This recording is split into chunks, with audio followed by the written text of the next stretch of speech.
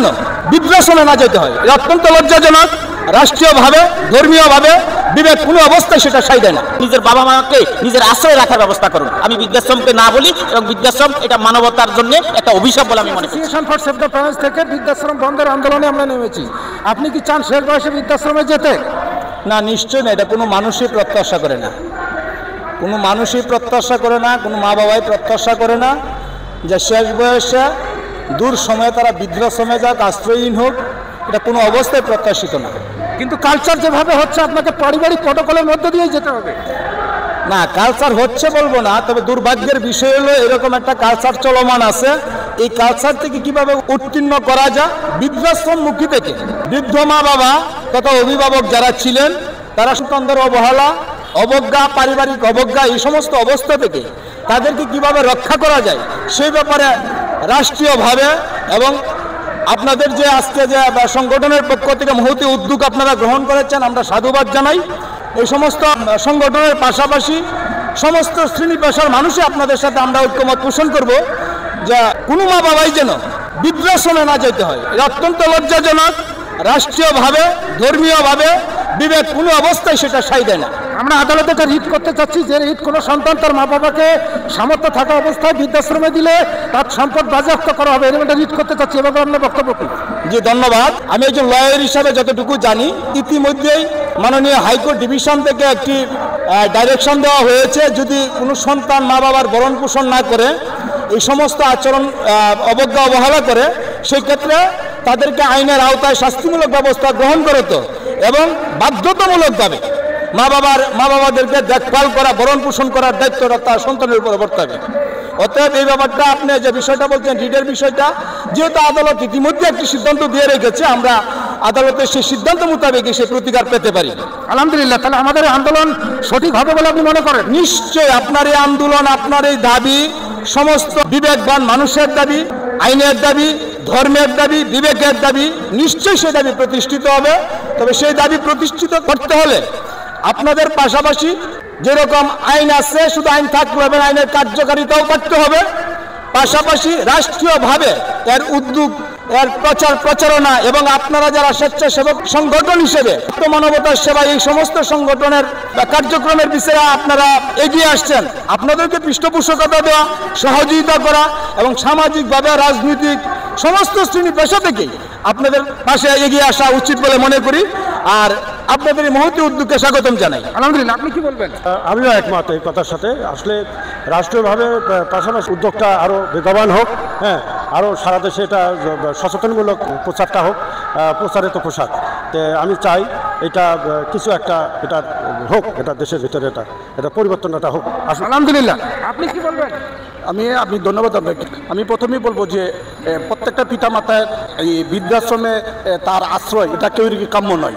এটা কোনো ধরনের নাগরিক, কোনো সুশীল মানুষ, কোনো ভালো মানুষ, ভালো সন্তান কখনোই তা কাম্য হতে পারে না, আশা করতে পারে না। আপনার মাধ্যমে আমার আহ্বান থাকবে যে আমার পিতামাতা যেন তার শেষ ঠিকানা যেন আমার কাছে হয়, আমার পরিবারে হয়, আমার ঘরে হয়, তার আশ্রয় যেন বৃদ্ধাশ্রমে না হয়। আলহামদুলিল্লাহ। আপনি কি বলবেন? জি, আমি বৃদ্ধকালে বৃদ্ধাশ্রমে যেতে চাই না।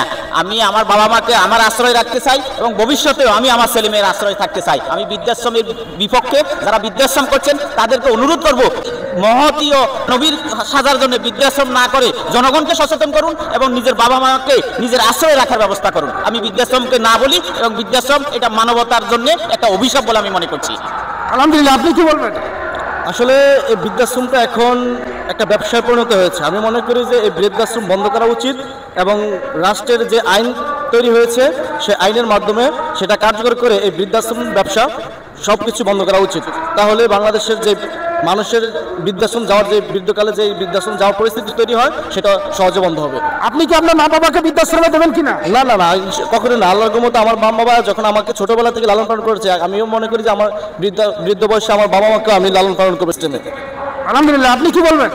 আসলে মানুষের জীবনে যে কয়টা বন্ধন আছে, সেই বন্ধনের মধ্যে সবচেয়ে বড় বন্ধন হলো বাবা মা এবং সন্তান। তো বাবা মা ছোটোবেলায় যে সন্তানদেরকে যেভাবে লালিত পালিত করে কোলে নিয়ে, একসময় বাবা মা যখন অচল হয়ে যায়, তখন আমি মনে করি তাদেরকে সেইভাবে ওই সন্তানের মতোই কোলে নিয়ে তাদেরকে কাছে রাখা এবং তাদের সহানুভূতি দেওয়া এবং তাদেরকে সেবা যত্ন করা, কিন্তু কোনো কারণেই তাদেরকে নিজের থেকে দূরে নিয়ে বৃদ্ধাশ্রমে রাখা এটা কখনো কোনোভাবে মানি নেওয়া যায় না। কারণ এটা হলো মা বাবা এবং সন্তানের মধ্যে এটা একটা আকাশ পাতাল ব্যবধান, এটা কখনো মানি নেওয়া যায় না। আর যারা বৃদ্ধাশ্রমগুলো দিছে এবং ওখানে যাদেরকে নিয়ে রাখার জন্য যে বাহাব্বা করে নিতেছে, আমি মনে করি যে এটা না নিয়ে তারা ওই বৃদ্ধদেরকে নিয়ে তাদের সন্তানের কাছে বুঝ দিয়া তাদের কাছে রাখার জন্য আমি মনে করি সেই চিন্তাভাবনা তাদের করা উচিত। অতএব কোনো অবস্থাতেই বৃদ্ধাশ্রম এখন থেকেই বন্ধ করা উচিত এবং বৃদ্ধাশ্রম যাতে সৃষ্টি আর না হয় সেই ব্যবস্থা করা উচিত। মা বাবাকে যাদের সন্তানের কাছেই থাকে এবং তারা যাতে তাদের সেবা যত্ন করে, এটাই হলো আমার। দেশে এবং প্রবাসে যেখান থেকে আমাদের এই ভিডিওটা দেখছেন এবং ভবিষ্যতে দেখবেন, আমরা কয়েকজন ব্যক্তির সাক্ষাৎকার নিলাম। সকলের একটা দাবি, বাংলাদেশে আর যেন কোনো বৃদ্ধাশ্রম না হয়। বেশ কিছুদিন ফেসবুকে আমি একটা লাইভে দেখেছিলাম, উনি 50 বিঘা জায়গা রেখেছেন বৃদ্ধাশ্রম দেওয়ার জন্য। তা 50 বিঘা জায়গায় যদি কনস্ট্রাকশন করা হয় 10,000 সিট হবে। এই 10,000 সিট যখন হবে তখন এই 10,000 সিট ফিল আপ করার জন্য এক ধরনের ব্রোকার নেমে যাবে। কিভাবে হেমিলনের বাসিওয়ালার মতো আমাদের বাড়ির থেকে বৃদ্ধাদের বের করে নিয়ে আসা যায়। আমাদের একটা ডায়লগ আছে, আপনি আপনার মা বাবার জন্য যতটুকু করবেন আপনার সন্তান আপনার জন্য ততটুকু করবে। আপনি যদি আজকে মা বাবাকে বৃদ্ধাশ্রমে দেন আপনার সন্তান আপনাকে দিবে।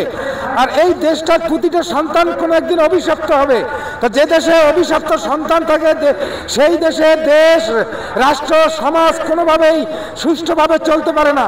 কাজেই এই বাংলাদেশে আমরা চাই না কোনো সন্তান মা বাবার দ্বারা অভিশপ্ত হোক, বৃদ্ধাশ্রমে যাক। আমরা চাই প্রতিটা মা বাবাই শেষ জীবন পর্যন্ত তাদের নিজ গৃহে থাকুক। এই আশাবাদ ব্যক্ত রেখে আমরা বিদায় নিলাম। আসসালামু আলাইকুম ওয়া রাহমাতুল্লাহ।